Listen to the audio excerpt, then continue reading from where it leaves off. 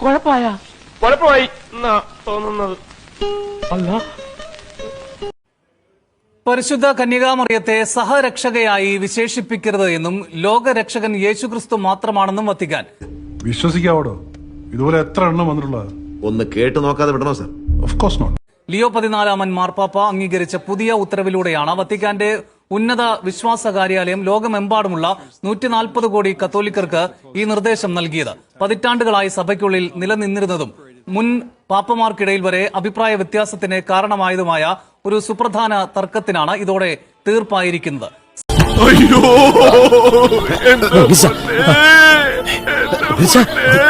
സഹരക്ഷക എന്ന പദവി ക്രിസ്തീയ വിശ്വാസ സത്യങ്ങളിൽ ആശയക്കുഴപ്പവും അസന്തുലിതാവസ്ഥയും സൃഷ്ടിക്കുമെന്നും അതിനാൽ ഈ വിശേഷണം ഉചിതമല്ലെന്നും പുതിയ രേഖ വ്യക്തമാക്കുന്നു.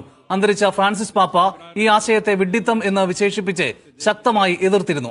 അവൻ ലാസ്റ്റ് എന്നോട് പറഞ്ഞ ഡയലോഗ് അതവന്റെ അല്ല. പിശാചിന് ആഗ്രഹം എന്താണ്? പിശാചിനെ ആരാധിക്കണം. പിശാചിനെ ആരാധിക്കുക എന്ന് പറഞ്ഞാൽ ദൈവമല്ലാത്ത എന്തിനെ ആരാധിച്ചാലും അത് പിശാചിനുള്ള ആരാധനയാണ്.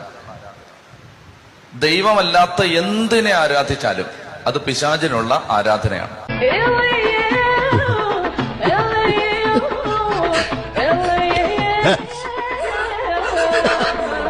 ഒരു വ്യക്തി വിചാരിക്കുകയാണ് മാതാവാണ് എന്നെ ജീവിക്കാൻ സഹായിക്കുന്നത്.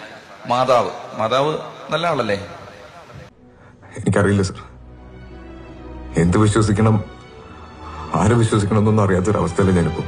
യേശുവേ എന്നൊരു വാക്കുപോലും വായിന്ന് വരില്ല, ദൈവമേ എന്നൊരു വാക്കുപോലും വരില്ല, എപ്പോഴും മാതാവേന്നേ വരൂ. ചില അപകടങ്ങൾ നമ്മൾ ഈ കാലഘട്ടത്തിൽ തിരുത്തിയില്ലെങ്കിൽ ഇത് വലിയ ദുരിതത്തിലേക്ക് പോകും. അപ്പൊ മാതാവേന്നേ വരൂ വായിൽ, എപ്പോഴും എന്റെ മാതാവേന്നേ വരും, എന്റെ ദൈവമേ നിന്ന് വരെ വായിന്ന് വന്നിട്ടില്ല. അപ്പൊ അങ്ങനെ വരികയാണെങ്കിൽ ദൈവത്തിന് കൊടുക്കേണ്ട ഒരു ആരാധന മാതാവിന് കൊടുത്താൽ അത് പിശാചിനുള്ള ആരാധനയാണ്. അത് മനസ്സിലായിക്കോണം. അങ്ങനെയൊന്നും കളിയാക്കേണ്ട കുട്ടാ, ഞങ്ങൾക്കും വരും ഒരു കാലം. ആ വന്ന കാല ഗോപാല ഇത്, പക്ഷെ കഷ്ടകാലായി പോയിന്ന് മാത്രം. മനസ്സിലാവുന്നുണ്ടോ? ദൈവത്തെ അല്ലാതെ എന്തിനെ ആരാധിച്ചാലും അത് പിശാചിനുള്ള ആരാധനയാണ്. നിങ്ങൾ മനസ്സിലാക്കിയിരിക്കണോ? ഇത് കൊണ്ട് നടക്കാറുണ്ടായിരുന്നു മച്ചാനെ ഞാൻ ഈ പടം. ഇനി എനിക്കിത് വേണ്ട, നിനക്കും.